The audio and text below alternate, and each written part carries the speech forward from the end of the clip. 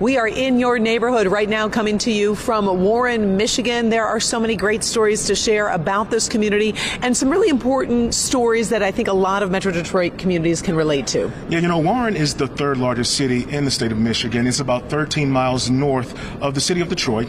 And so many people here have so many plans and passions about why they call this place home. Talking to some neighbors here, they have a lot of hot topics right now. Hot topics that they hope their new city leadership will address. There's a new mayor and a new city council here, and we talked to them all about some of the priorities in this place.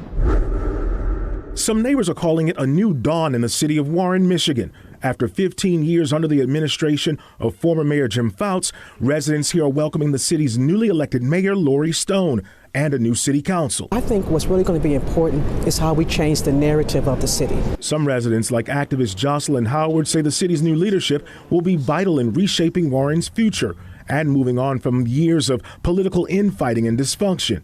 We've had a lot of negative publicity. We have a lot of negative things that have happened. We have to be able to retell our story. And for many neighbors who call Warren home, this city's future is paved with possibilities. We have a top-notch administration now in the city that is going to be, even more outgoing in providing outreach and information and public transparency. New District 2 Councilman Jonathan Lafferty says park improvements and recreation options for the youth are among issues he'd like to see the city address. Also, we need to focus on our infrastructure. We have many aesthetics and infrastructure that have been neglected for years that really, truly need to be addressed. District 1 Councilwoman Melody McGee told me she believes housing, job training, and expanding small businesses should be part of Warren's focus for the future, not to mention long talked about efforts to develop a city center. We do want to build a better and bigger downtown in order to attract the people to the city. That is definitely an issue that we need to work on. New members of the city's leadership say they have confidence in the new mayor and administration and want to partner to see some big things happen. What are you most optimistic about in the city of Warren? We're at a brand new day here in Warren. The old politics are gone, and we have brand new leaders that are really, really excited that they finally get a chance to exercise their voice for the future, for my children, for your children, and for the next generation. We are going to be accomplishing some great things here that are going to, serve our city for generations to come. For generations to come. And there are a lot of expectations for this new leadership right now. New Warren Mayor Lori Stone is here to talk to us about the future of this city. And we have not sat down with you, so first of all, congratulations on the new gig. Thank you. Talk to us a little bit. You're born and raised in Warren, and you said you really had a mission, a dream in a sense, to kind of lead this city. Yes, it was a calling, and it was for my community. I've served as a teacher, as a legislator, and when my community saw the potential for leadership and the opportunity to take us in a new direction, I really appreciated that, and I was proud to step up. You've been doing some listening sessions with residents, asking them what they care about. As you listen, give us a little tidbit of what are some of the things that they're mentioning and what are some of the things that might hit the top of your agenda. Yes. So my personal philosophy is listen, learn, lead. A lot of people think a transition happens with the flick of a light switch. Mm-hmm. It's more like turning a battleship. Mm-hmm. And so by going in and listening, hearing the expectations of the community on important topics like economic development, like parks and recreation, like public safety. These help set the expectations of where we go next. And people are excited to share. We're proud of our green spaces. We have 28 parks and 3 recreation centers that can be better utilized to serve our community. So Mayor Stone, what do you do with all this information that you're gathering from the community? Do you have an agenda right now, or do you have a plan? And if so, how are you working that out? Yeah. So we're taking this information back to digest. We are working with department heads to see what we can do better. Overwhelmingly, when I was talking in the community, our community has high expectations and they are very satisfied with our city services. And so my first goal was to make sure that those continued smoothly regardless of a transition. And my second objective is to make it work better. And obviously families are a big deal. We were talking about this during the commercial break. Community centers. You've got 3. One needs some repair. So talk to me specifically about what do you think you're going to do with that community center? Yeah.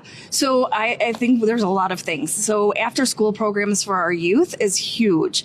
Our kids want something to do. And what I would like to do is reach out to them and hear from them firsthand. Does that look like job preparation? Does that look like social emotional? Does that look strictly recreational?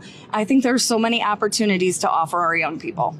Talking to a few of your council members, they are heavy on development. How optimistic are you that you can see more development in the city of Warren? I know downtown has been a big talker for a few years. Yeah, so downtown was often the focus. One thing that was lacking as part of that vision was making sure more of our residents' voices were represented in that design. It needs to be a place that our residents want to bring their families, come socialize, hang out, places that they want to visit, opportunities for entertainment. And so I think that looks like a re-envisioning of what we can do here at our city center. Let's talk small business. I know that's important to bring it in, especially along Van Dyke.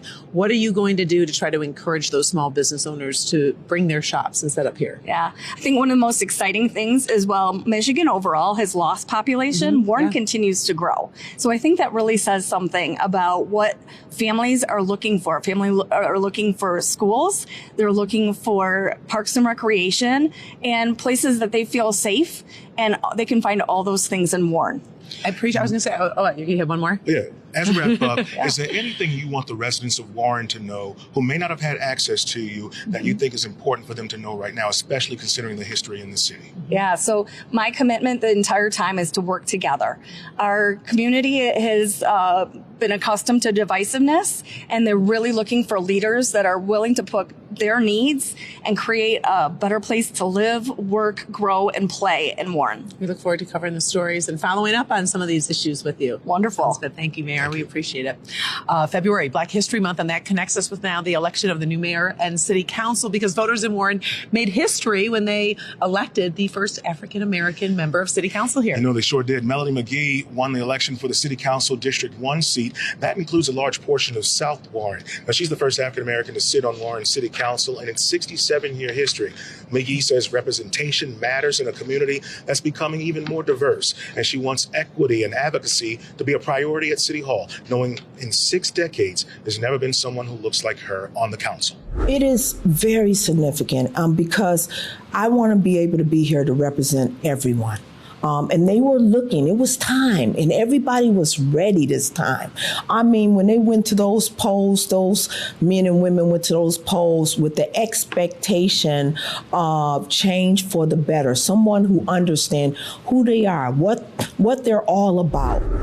And Councilwoman McGee says she's working closely with Mayor Stone and City Council to prioritize some of your concerns. Okay, so we've talked about development. We've talked about things that are changing in the city. I think we can talk about a little fun, too, right? Because you spent some time here checking out some cool spots. Yeah, I did. You know, so many folks across this area were telling me about some of the hot spots that they enjoy. And in a diverse and growing community, you can definitely believe that restaurants are one of the big draws here, and they want this place to be more of a destination space for folks across Detroit metro area. About 13 miles north of downtown Detroit, you'll find Warren, Michigan. Warren is like a small city, small town, big city. Warren is the state's 3rd largest city, yet neighbors here say it feels rather folksy. What do you love most about this community? Everybody's friendly. I don't think there's a better place around. Many residents boast about how proud they are that auto manufacturing remains part of the pulse of this city. The GM Tech Center's a major employer. A variety of auto parts suppliers and dealers also call this city home. I mean, if you're going to have kids and raise a family, this is the place to be. And that's not it. Neighborhoods across Warren are growing. We have the best law enforcement, I feel. Bringing with it more diversity, conveniences, and options. Everything is pretty accessible. If I have a problem, I've got people I can talk to. And get this, the Macomb County Chamber says rapper Eminem's childhood home still draws crowds. Tourists are constantly driving by to see where the entertainer grew up. And don't skimp on Warren's food scene. Neighbors say there's quite a variety of local and international favorites to titillate your taste buds. You can go anything from a burger to steaks and fillets. You got it all. You got it all in this area. Lots of options, some say, making Warren a destination place in the metro area for dining.